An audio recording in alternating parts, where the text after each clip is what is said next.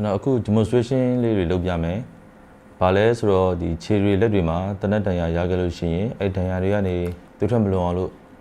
ပတိစီးတဲ့နည်းပေါ့။သွေးထင်းပတိလို့ခေါ်တယ်။ pressure bandage လို့ခေါ်ပါတယ်။ဒါသွေးထွက်နေတဲ့တန်ရာဆိုပါစို့နော်။ဒီတန်ရာကိုကျွန်တော်အရင်ဆုံးရေသန့်နဲ့ဆေးကြောထားရမှာပဲ။ရေသန့်သုံးပြီးလို့ရှိရင်ဗီတာမင်ဆေးနဲ့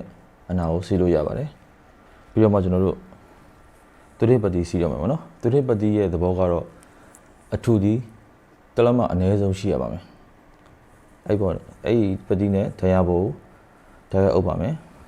။သွေးမထွက်အောင်ခဏဖိထားပေးပါ။ကျွန်တော်ပတိစာစီးလို့ရပါပြီ။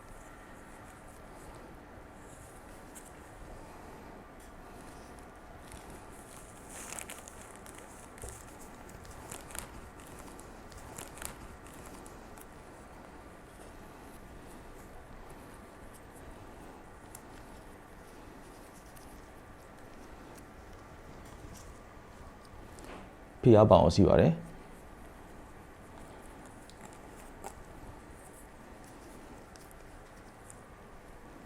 ပတိသွားတဲ့လမ်းကြောင်းက crossing သွားပါတယ်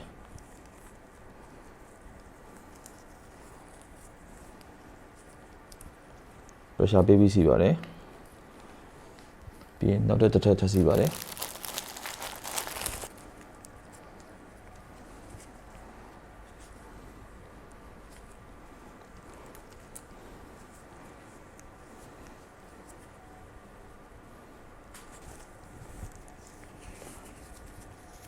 ပတိကိုကျွန်တော်လက်ဆောက်တက်လို့ရပါပြီ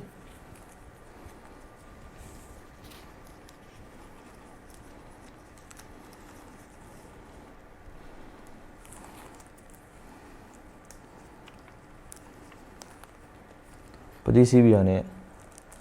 ဒဏ်ရာရဲ့အစွန်မှာရှိတဲ့သွေးကြောကိုတစ်ချက်လောက်ဆန်းကြည့်ပါဦးသွေးခုံတွေမှာကျွန်တော်တို့စီးတာမှန်ပါတယ်ဒီကသွေးလဲတိတ်သွားပါမယ်ဒီလက်ကိုလည်းသွေးလျှောက်ပါမယ်အဲ့ဆိုရပါပြီ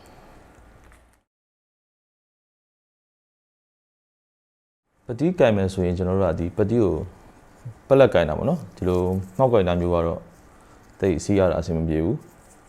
ပတိကိုပလက်ကင်ပြီးစီးရတယ်နောက်တစ်ခါကျတော့ဒီဖိအားပေးရဲ့နေရာကိုကျွန်တော်တို့က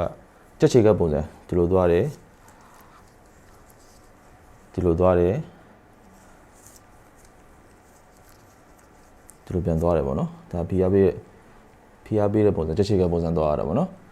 နောက်တစ်ခုကမှားနေတဲ့အချက်လေးတွေကဘာတွေမှားတက်လဲဆိုရင်တို့စီးပြီးတဲ့အခါမှာ pressure point ကိုမမိလို့သွေးရပြန်ပြီးယိုစီးထွက်လာမျိုးရှိတတ်တယ်နောက်တစ်ခုကကျတော့ကိုယ့်ရဲ့ပတိကတင်းအားသိပ်များလို့ရင်ဒီဘက်ကိုလက်ထိပ်ကိုသွေးမလျှောက်တာမျိုးတွေရှိတတ်တယ်အဲ့ဒါလေးကိုနည်းနည်းသတိထားပေးပါလို့